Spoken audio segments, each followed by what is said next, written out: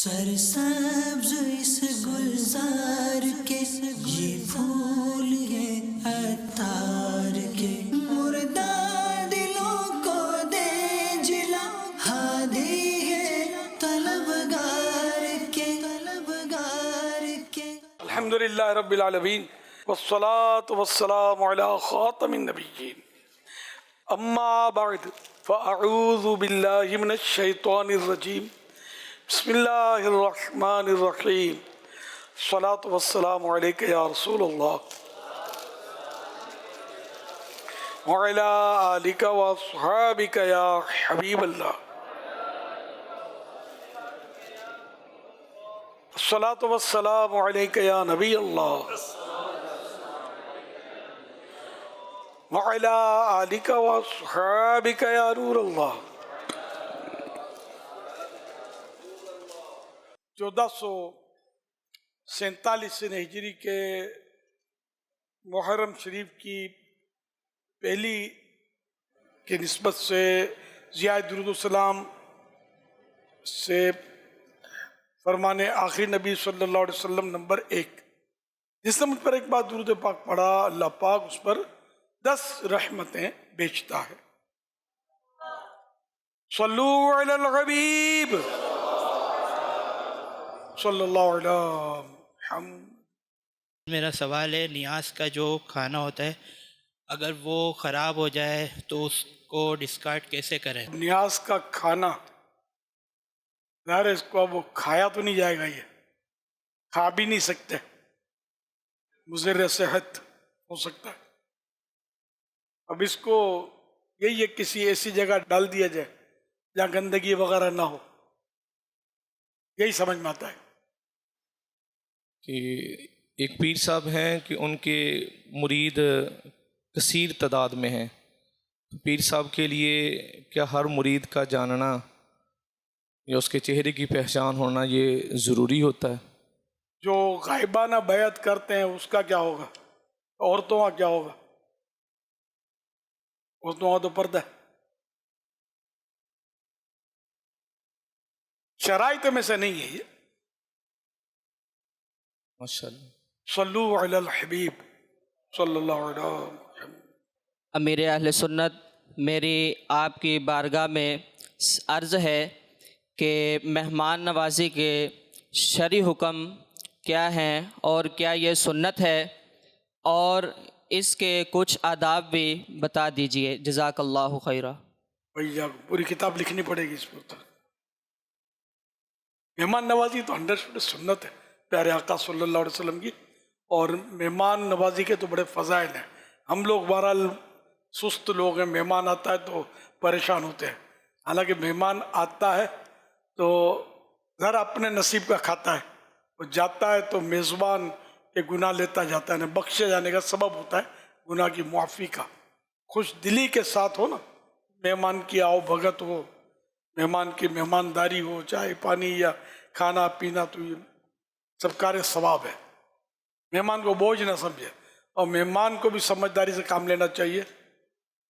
ایسا نہیں کہ ڈیرا ڈال کے پڑھا رہے اور یہ پریشان ہو جائیں میزبان۔ صلو علی الحبیب صلی اللہ علیہ محمد۔ میرا یا سیدی آپ کی بارگاہ میں سوال یہ عرض ہے کہ اگر کوئی بندہ صاحب ترتیب ہو تو اس کے لیے حکم یہ ہے کہ اگر اس کی لگاتار کوئی 2 نمازیں قضا ہو جاتی ہیں تو پہلے جو قضا ہوئی ہے وہ اس کو پڑھے گا، پھر وہ بعد والی پڑھے گا اگرچہ اس کا ٹائم چل رہا۔ اگر کوئی صاحب ترتیب امام ہو تو پھر اس کے لیے کیا حکم ہے؟ اگر نماز کا ٹائم ہے تو پھر وہ پہلے والی کیسے پڑھے؟ پڑھنی تو ہوگی سر، تو جماعت کا اس کا تھوڑا جماعت کی تاخیر ہو رہی ہے، اور لوگوں کو پتہ بھی نہیں چلنا چاہیے کہ جناب کی نمازیں قضا ہوئی ہیں۔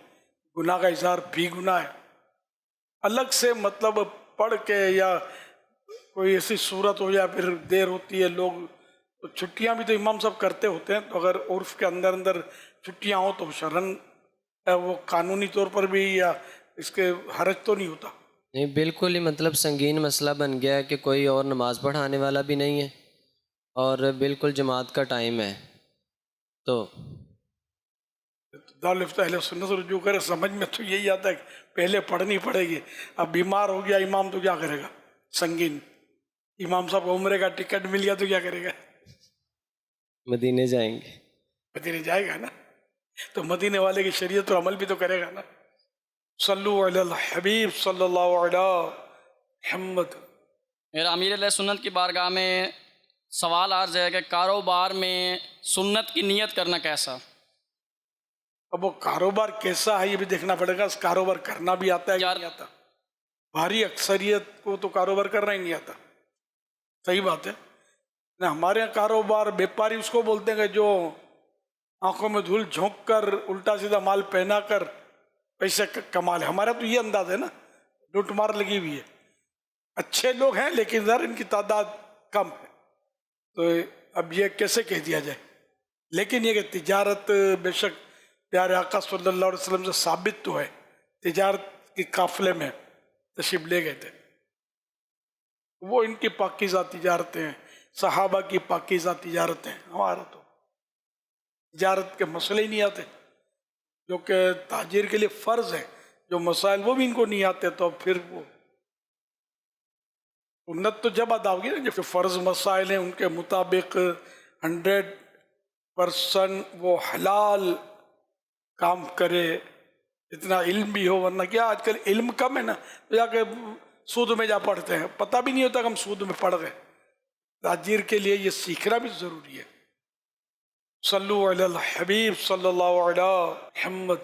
मेरे सुन्नत की बारगाह में मेरा सवाल है कि 10 मुहर्रम को कब्रिस्तान जाना का ज़्यादा रुझान है, तो वहाँ पर कसीर तादाद में औरतें भी होती हैं, वहाँ जाना कैसा? और दूसरा 10 मुहर्रम के दिन कब्रों पर पानी डाला जाता है, इस हवाले से हमें फरमा दीजिए। काम करते हैं कोई नौकरी वगैरह? मुदर्रिस फैसलाबाद। मुदर्रिस बाजार में है तो? मदरसतुल मदीना। अच्छा, बाजार है या कोई क्लास? ये वीराना है आपका मदरसा? बाजार में, वीराने में? बाजार में। बाजार में है ना। अब कब्रिस्तान में साल में एक बार आशूरे का पूछ लें, औरतें होती हैं तो बाजार है क्या औरतों से खाली होती है? नमाज पढ़ने के लिए मस्जिद बाजार में है तो जमात तो वाजिब भी रहेगी, भले ना औरतें हैं तो क्या हुआ। मैं आपको समझाने के लिए अर्ज कर रहा हूँ कि खाली मतलब आशूरा और कब्रिस्तान ही नहीं है, हर जगह औरतें उम्रा करेंगे, तवाफ करेंगे, सई करेंगे, औरतों की भरमार जी। तो हम मदीने जाना थोड़ी छोड़ेंगे।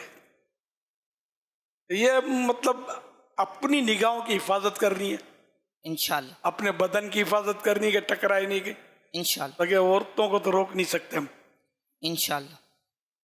क्योंकि कब्रिस्तान भी जाना नहीं छोड़ेंगे, इंशाल्लाह। मज़ारात की हाजिरी भी नहीं छोड़ेंगे। मज़ारात पर औरतों के जमघट लगे हैं, हम निगाह नीची करके अपने तौर पर हाजिरी देंगे, इक्तिसाब फैज़ करेंगे, इसाले सवाब करेंगे, ठीक है ना। इंशाल्लाह। आपने 2 सवाल किए थे ना, एक दोनों का जवाब हो गया। पानी कब्र पर पानी डालना। हाँ, ये पानी जब दफन करने के बाद तो सुन्नत है पानी डालना, और इसके अलावा अगर मिट्टी मुंतशिर हो गई है और इसको जमाना चाहता है, इस ज़रूरत से पानी डाला तभी ठीक है।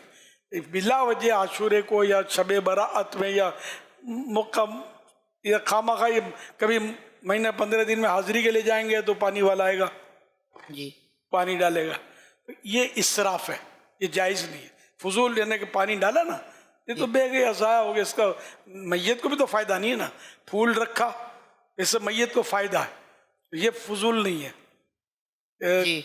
ये जिक्र करता रहेगा, मैयत को इससे तस्कीन होगी, जी। फ़ायदा पहुँचेगा ना। लेकिन ये कि इसमें पानी से कोई फ़ायदा नहीं है, तो ये फजूल पानी बहाना ये गुनाह है, जायज़ नहीं है। सल्लु अलल हबीब सल्लल्लाहु अलैहि मुहम्मद। या सैयदी, मेरा सवाल ये है कि आपका एक कलाम है, लिख रहा हूँ नाते सरवर सब्ज़ गुंबद देखकर, क्या आपने ये कलाम सब्ज़ गुंबद देखकर तहरीर फरमाया? अगर देखकर तहरीर फरमाया तो क्या ऐसा वाक़या पेश आया था, या क्या आपने इमेजिन किया था कि ये कलाम तहरीर फरमाया है? आपका क्या ख्याल है? शेर अशार तो लोग लिखते हैं,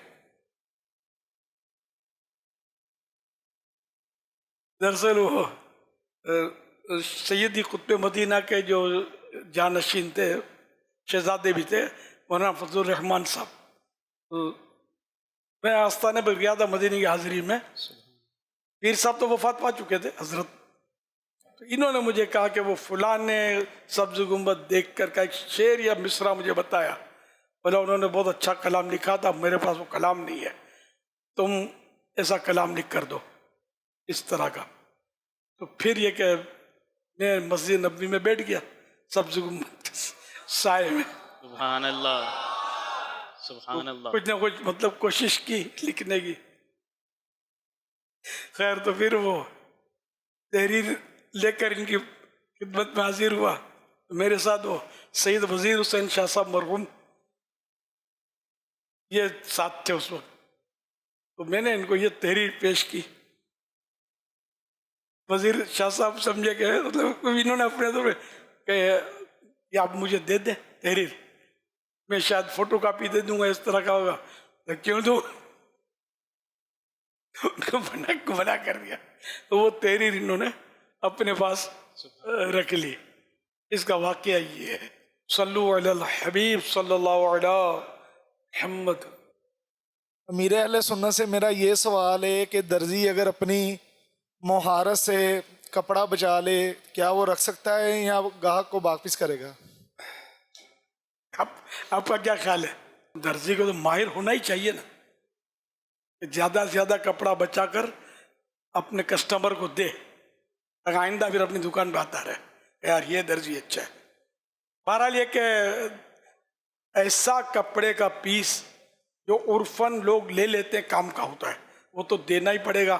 ہاں چندڑیاں وغیرہ ہوتی ہیں وہ لوگ نہیں لیتے، عام طور پہ وہ عرف پر ہوتا ہے، تو اس کا عرف یہ ہے کہ وہ نہیں لیتے، چھوڑ دیتے، تو جو انہوں نے چھوڑ دیا نا وہ لے سکتے ہیں۔ صلو علی الحبیب صلی اللہ علیہ محمد۔ نگران ٹاؤن مشاورت کی حیثیت سے دعوت اسلامی کا دینی کام کر رہا ہوں۔ ماشاء اللہ۔ یا سیدی میرا سوال یہ ہے، حضرت سیدنا امام حسین رضی اللہ تعالیٰ عنہ کا صبر کا پیمانہ عروج پر تھا، اور اس دور میں صبر کا پیمانہ ڈاؤن ہوتا جا رہا ہے، تو اس متعلق مدنی پھول ارشاد فرمائیے۔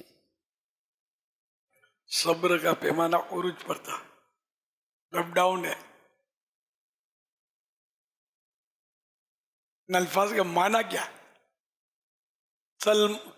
مصیبتوں کا ہجوم تھا اور آزمائش بہت تھی، تو اس میں ان صاحبان نے سفر عروج پیمانہ یہ الفاظ زائد ہیں، مطلب جملے بن نہیں رہی ہے جی، اور ہم لوگ بے صبرے ہیں، انہوں نے صبر کیا، ہم صبر نہیں کر پا رہے، ان میں اور ہم میں فرق بھی تو کم نہیں ہے نا، بہت زیادہ فرق ہے۔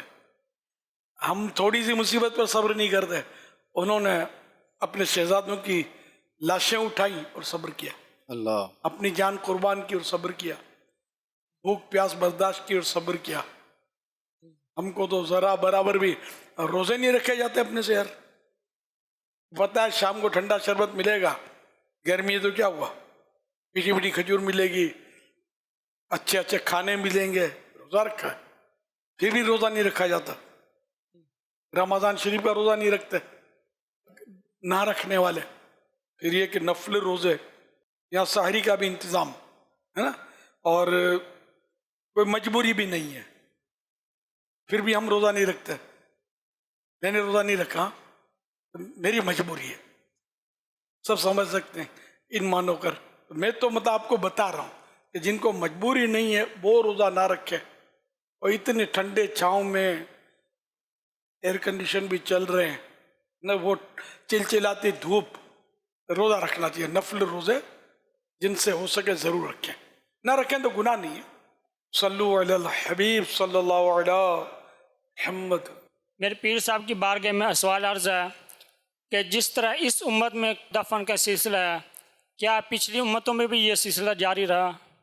آپ بتائیے کہ دفن کرنا کس نے سکھایا سب سے پہلے؟ کس کس کو پتا ہے؟ اچھا اتنے سالوں کو پتا ہے، اچھا نا، نیاز کے ڈبے کی آفر نہیں کی میں نے، کہ آپ بتائیں گے تو پتا چلے گا، صحیح بتا دیں گے نہیں، یہ تو جوش میں ہے بھائی۔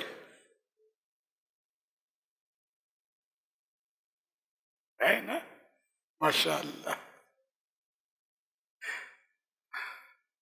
چلو جو مائک جس کے قریب ہے وہ اگر چاہیں تو بتا دیں.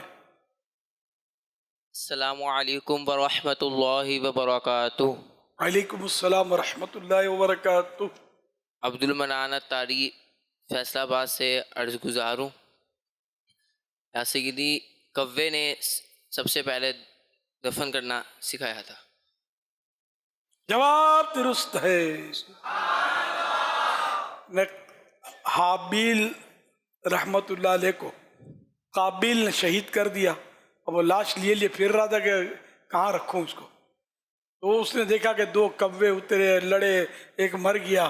اس کوے نے پھر وہ گڑھا کھودا جو زندہ تھا اور اپنی پنجوں سے اور اس کو دھکیل کر اس پہ مٹی ڈال دی. یہ دفن کیا اس نے. تو قابیل کو یہ آئیڈیا آئی، اس نے بھی گڑھا کھود کر اس طرح کیا. صلو علی الحبیب صلی اللہ علیہ محمد. یا سیدی میرے لیے پرماننٹ جاب کے لیے، میرے ابو جان کی بخشش کے لیے اور میرے امی جان کی صحت کے لیے دعا فرما دیں. آمین. اگر ابو جان کی بخشش، امی جان کی صحت کے لیے دعا فرما دیں. امی جان کی صحت اور ابو جان کی بخشش، اور میرے لیے پرماننٹ جاب کے لیے بھی دعا فرما دیں. آپ کے لیے پرماننٹ جاب. اگر میں تینوں کے لیے بخشش کی دعا کر دوں تو انشاءاللہ ہر ماہ 3 دن کے لیے مدنی قافلے کے لیے نیت کرتا ہوں انشاءاللہ. اچھا یہ 3 دن کے تینوں کے لیے مغفرت کی دعا کروں تو گھبرا گئے یار، یہ تو کیا ہے یار. انشاءاللہ ہر ماہ 3 دن مدنی قافلے کے لیے. وہ زندوں کے لیے بھی دعائیں مغفرت ہو سکتی ہے. سمجھے؟ اللہ امی جان کو شفا بھی دے اور مغفرت بھی کرے، اور آپ کو بھی آپ کے ابو کو بھی اللہ پاک مغفرت فرمائے. صلو علی الحبیب صلی اللہ علیہ محمد. محمد عمران اطاری کروڑ پکا سے. پیارے بابا جان، اچھا خواب کسی کو بتانا کیسا؟ جو اہل ہو اس کو بتا سکتے ہیں.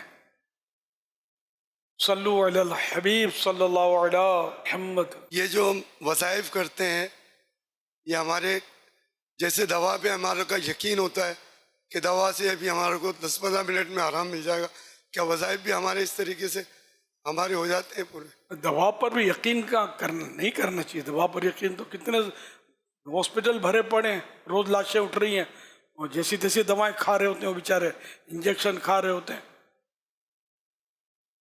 رب چاہتا تو شفا ملتی ہے، تو اسی طرح اپنے تعویذات میں بھی رب چاہے گا تو شفا ملے گی. کوئی علاج یقینی نہیں ہوتا. صلو علی الحبیب صلی اللہ علیہ محمد. سلام کا جواب عربی کے علاوہ اردو یا مادری زبان میں بھی دے سکتے ہیں؟ عربی میں ہی لکھا ہوا جواب عربی میں ہی دیا جائے. صلو علی الحبیب صلی اللہ علیہ محمد. میرا امیر اہل سنت سے سوال ہے کہ 5-6 اگر میتیں ہوں تو ان کا ایک ساتھ جنازہ پڑھا سکتے ہیں یا علیحدہ علیحدہ پڑھائیں گے؟ ساتھ پڑھا سکتے ہیں. جزاک اللہ خیرہ. ایاکم. صلو علی الحبیب صلی اللہ علیہ محمد. حاجی جو ہیں وہ مزدلفہ میں مغرب و عشاء ملا کے پڑھتے ہیں، اس کا طریقہ کیا ہے؟ حج پر جا رہے ہیں کیا آپ آئندہ سال؟ آپ لے جائیں، چل مدینہ فرما دیں. یا گئے تھے؟ آپ لے جائیں حضور. مزدلفہ میں حاجی کے لیے، اگر کوئی حاجی نہیں ہے، ویسے ہی لوگ وہاں خدمت پر بھی ہزاروں لوگ مامور ہوتے ہیں گورنمنٹ کی طرف سے، ہمارے ملک سے بھی جاتے ہیں. تو حج اگر انہوں نے نہیں کیا ہے ان کو ملا کر پڑھنے کی ضرورت نہیں ہے، بلکہ اجازت ہی نہیں ہے. ان کو مطلب جو حاجی ہے نا ان کو مغرب و عشاء ملا کے پڑھنا ہے، اور یہ ضروری ہے ان کے لیے. مغرب کے وقت میں مغرب پڑھنے کی ان کو اجازت نہیں ہے. عشاء کے وقت میں یہ پہلے مغرب کے 3 فرض پڑھیں گے، پھر عشاء کے فرض پڑھیں گے، پھر مغرب کی سنتیں، پھر عشاء کی سنتیں وطر وغیرہ پڑھیں گے. اس طرح کی ترتیب ہے، رفیق الحرمین میں لکھی ہوئی ہے. آپ کہاں سے آئے ہیں؟ پیر محل سے. یہی دیکھ رہا ہوں پیر محل. اب یہ بزرگی آ گئی ہے اور وزن بھی کم ہو گیا ہے غالباً، بڑے عرصے کے بعد زیارت ہو رہی. تو یہ ہیں پیر محل. میں آپ کو پیر محل ہی کہتا تھا، بہت پرانے ماشاء اللہ. پہلے آتے تھے ملنے کے لیے آتے تھے، لیکن اب یار میں خود اندر بیٹھ گیا ہوں. نعیم نام نا، محمد نعیم پیر محل. جی حضور. ہاں یاد آ گیا نا. سوال یہ ہے، فرض نماز میں زبان سے نیت کرنا ضروری ہے؟ نماز کے لیے نیت جو ہے یہ زبان سے مستحب ہے، جبکہ دل میں موجود ہے. اگر دل میں ہی نیت نہیں ہے تو زبان سے کہنا کوئی فائدہ نہیں دے گا. تو اگر زبان سے نیت کر لی جائے تو ثواب میں کمی بیشی ہے؟ ثواب بڑھے گا، لیکن یہ کہ دل میں نیت ہونی چاہیے. دل میں نیت نہیں ہے تو وہ نیت ویلڈ ہی نہیں ہے. زبان کی نیت. صلو علی الحبیب صلی اللہ علیہ محمد. جو عمرے پہ جا رہے ہیں ایک تو اس کے حوالے سے سوال ہے، اس کے بال گرتے ہیں تو احرام کی حالت میں بال گرنا یہ خود بخود اگر بال سارے بدن کے جھڑ جائیں تو کوئی کفارہ نہیں ہے. ہاں ہاتھ لگانے سے جھڑے تو پھر اس کے کفارے ہیں. جیسے ہاتھ منہ دھویا وضو میں تو ہاتھ لگے نا دھونے میں، اپنی کوشش سے گرے نہیں ہے. خود اگر یہ بال گرانا نہ چاہا لیکن گرے، اس پہ کفارے ہیں. آپ سے عرض ہے کہ آپ فرماتے تھے صدائے مدینہ دکھائے مدینہ. اکثر صدائے مدینہ لگاتا رہا. الحمدللہ عزوجل اللہ تعالیٰ نے کرم کیا اور آپ کی برکت سے الحمدللہ مدینہ شریف کی حاضری نصیب ہو گئی. صلو علی الحبیب صلی اللہ علیہ محمد. سرسبز اس گلزار کے یہ پھول